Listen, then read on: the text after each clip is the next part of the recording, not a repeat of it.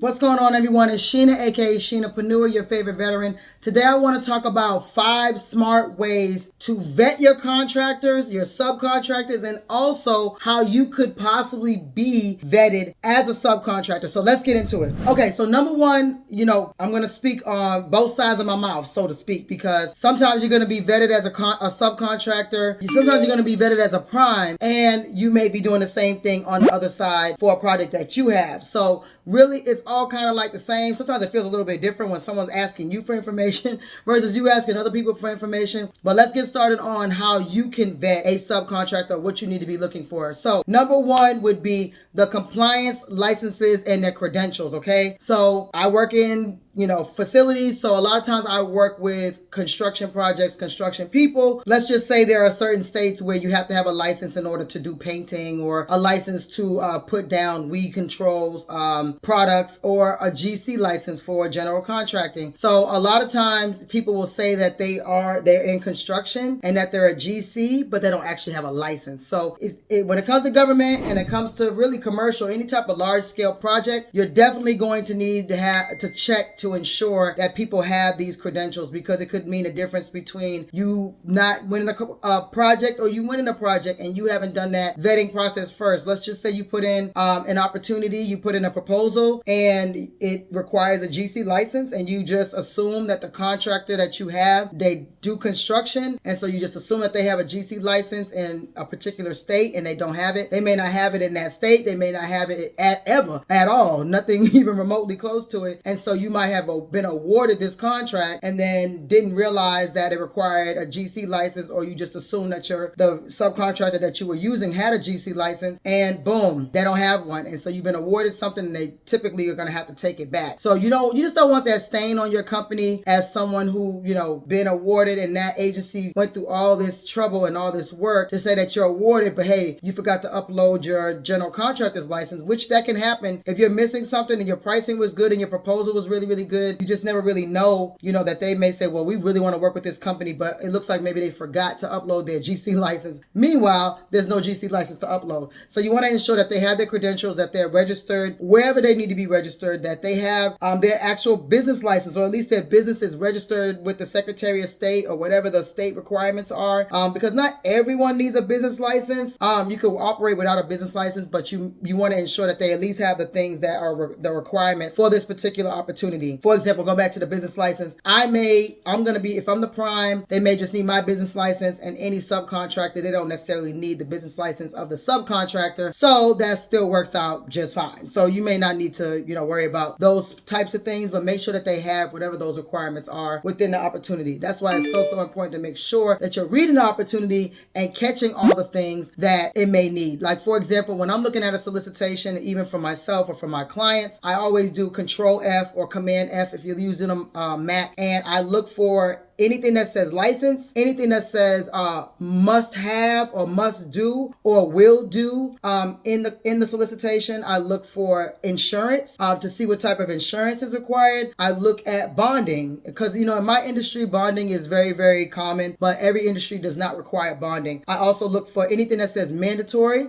So with those words, that'll weed out a solicitation right away, and I won't even have to worry about moving forward with a subcontractor, because I can't go after this opportunity anyway if I don't meet those requirements that the solicitation is asking for. Boom. So another thing, number 2, would be their past performance. Make sure that they have done what they said that they have done. They may have done something at a low scale, but this is a very, very high scale, complicated project that you're going after. I don't know how you got into it, especially if you're brand new. Let's just say a friend of yours has a really large project. They wanted you to be the subcontractor, and then you're hiring another sub that you need to vet, and you're leaving it up to that sub in order to make sure that this project gets done correctly. Then you have to really, you're putting your whole name on the line right now. So you want to make sure that they have done what they said that they've done. Okay, like whether it's Google, they have to show you some sort of project. Even if they provide you documents that show what they did, you still want to kind of double check those to make sure that those are not just made up, because you could just put anything on a piece of paper.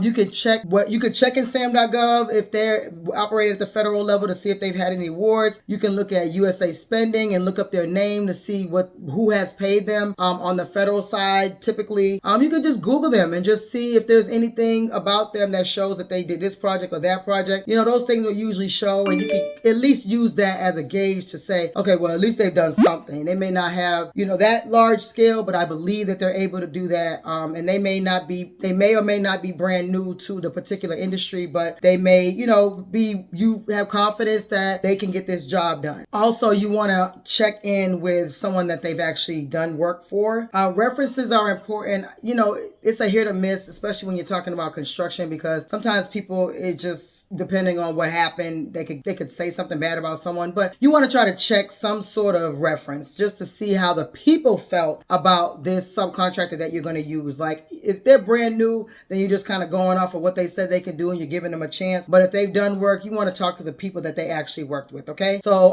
another thing would be evaluating their financial stability. Now, this one I kind of feel a way about, because when I'm registering as a subcontractor to large companies that are in the like hundreds of millions, they ask for a lot of personal information. And to me, I feel like that's like a data collection. That's just a Sheena thing. I don't know if it's true. But like, if you're asking me for my taxes, you're asking me for my financial banking statements, which is crazy. A company has asked for that before. But then if I work with the federal government, they're not asking for any of that. The local government, they're not asking for any of that. And even corporate agencies are not typically looking for that. So I don't like the fact that these other regular companies can just ask me for my personal banking information. You're a company just like me, even though you're making hundreds of millions of dollars. You're a company just like I am, and I don't think it's fair to ask me for any financial statements and my taxes and all that craziness. But on the flip side, if you are the one giving a subcontractor a chance, I wouldn't necessarily say you need to check their banking information, but I always ask my subcontractors, can you mobilize a contract? Meaning, if we're awarded this contract, do you have the money to buy all the materials and pay the people until we get paid? Because we have a pay when paid policy with my company, Foresight Industries, okay? So if you're like, no, I don't have the money to start a contract, then you can't work with me, because what am I going to do? How's it going to work? I can't take from another project to pay you, and then who knows what you might do, you know? So I always ensure that my contractors are able to mobilize, which means that they're able to buy the first initial whatever for the project until we are able to get paid. So financial stability can be interpreted a couple of different ways, but for me, when I'm vetting a subcontractor, I am looking to make sure that they can purchase everything up front that we need. And then on my side, don't be asking me for my financial statements. That is very personal, and I don't think a company has the right to check any of those things, just in my humble opinion. So also the number 4 thing would be checking to make sure they know what they're doing. Like asking the questions. Even if you're not totally familiar with the actual job that's being done itself, just read the solicitation. The solicitation is going to tell you exactly what's needed. If you read it good enough and then you ask the subcontractor, hey, it says that you need to be able to identify power lines for tree trimming, then you're like, what is a power line? Then that ain't gonna work. That's not gonna work. So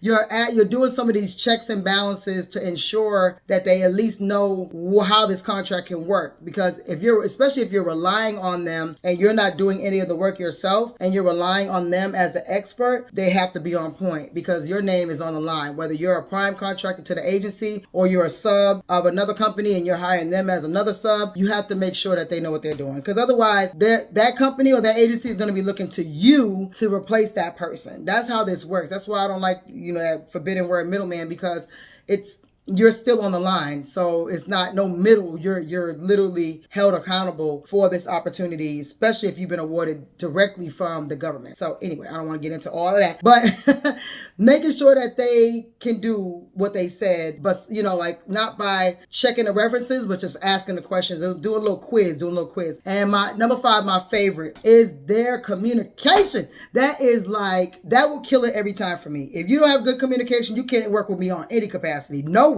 Like nothing at all. I am huge on communication. I cannot take it. Now, there's going to be certain things that you might be like, well, Sheena, I emailed you or whatever. That's different than we doing business, and there's money dollars involved, because communication is the utmost important. Whether it's multiple times a day, text, call, letter pigeon, whatever it is, we have to be able to communicate. If you're someone that responds super slow, you don't check your emails, don't check your phone, don't check your texts, you can't work with me, period. That's my rule. Some people give a 24 to 48 hour grace period or whatever. There's no 24 to 48 hours when it comes to like, this contract's about to be canceled. Y'all better fix it today. That we don't have time. We don't have time. So, you know, I know some people are like, well, you need to have a work-life balance where you're cutting the phone off. Now, the only time you could do that is if you have a staff where they'll answer the phone on something that's happening right now. So I got it. Some people operate differently with that, but making sure that they have good communication, because what I absolutely loathe, okay? I loathe when things are not going right and people start ignoring you. Oh, Lord have mercy.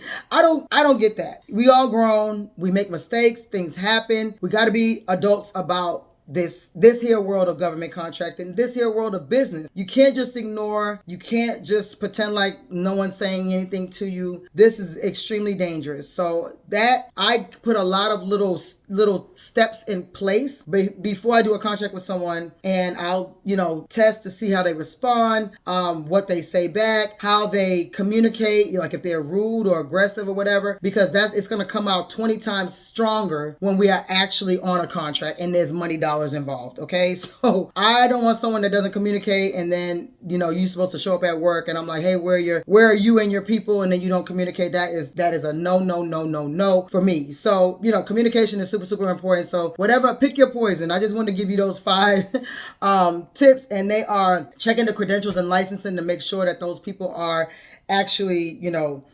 credentialed and they're compliant with the government, compliant with the law, that they have to be registered as a business, you know, depending on how you work that out. But generally speaking, you want them to have all their checks and balances. You want to review their past performance. You want to evaluate their financial stability a little bit to see if maybe perhaps they are able to mobilize a contract or get going without your help, that they know what they said, that they are, you know, can understand what the contract actually means when you're reading the solicitation to them, and then making sure that the communication is on point. Those are mine. Those are my 5. So if you have any more you want to add, please put them in the comments. I would love to hear some more things that are like deal breakers for you, or how you vetted your subcontractors, or how you've been vetted as a subcontractor. Leave in the comments. I would love to hear what you have to say. We have a GovConNOW course, of course, which teaches you about federal contracting, local contracting, and corporate contracting out now. And of course, we have our subscription service, is also 3 tiers, where we help you write proposals, we help you gather proposals. The 3 tiers are the essentials, where we give you the opportunities and you go off and do great things. The pro status is where you give us the data, we design the proposal for you, and then give it back to you and you go off and do great things. And of course, my favorite, which is the agency suite, where we do everything for you. And it's a monthly subscription service, so you're going to have those contracts constantly going out. And that is one of the things that people complained about, is they might bid on one contract and then don't bid on anything for a year. The key is consistency. Period. Just like with anything else, consistency. Yeah, I've talked to multiple multi-millionaires. You know, that's my peer group, that's my friend group, and a lot of them still are bidding. They're bidding just like you and I. They're bidding small contracts, large contracts, especially what's going on right now. People are pivoting and changing how they're doing business. So why not, if you're able to, why not hire a service where we know what we're doing? We know how to put proposals together. We have an extremely amazing success rate, okay? And we already have our early subscribers in, so we want to get more people in to our early subscribers before we raise that price, because once we start getting too many people, we want to raise the price. You know how that goes. But I wanted to share that with you guys, and I hope that these 5 smart tips have helped you. Go ahead and leave it in the comments if you like this video, what you enjoyed about this video, which one is your favorite, and again, which thing do you want to add to that you do when it comes to vetting subcontractors. So until next time, it's your favorite veteran.